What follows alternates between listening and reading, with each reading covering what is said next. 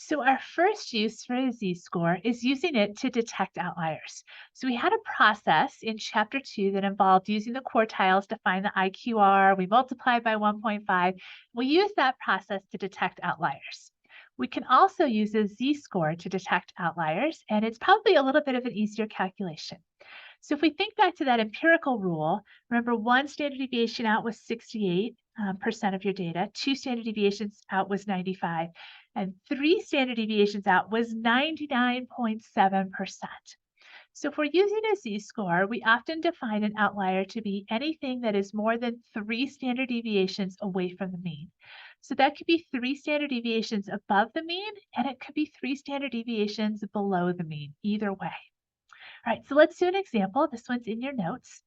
On a recent math test, the mean score was 75 and the standard deviation was 5.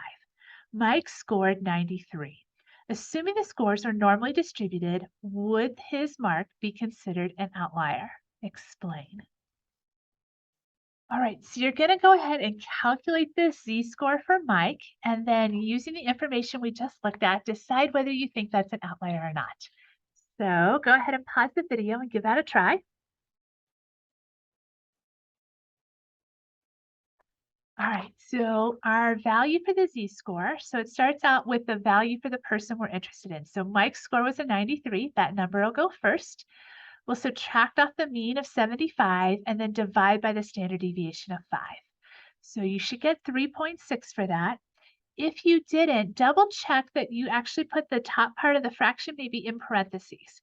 So if you don't put it in parentheses or you don't do the top part separately, you can end up with an order of operations issue. So you should get 3.6.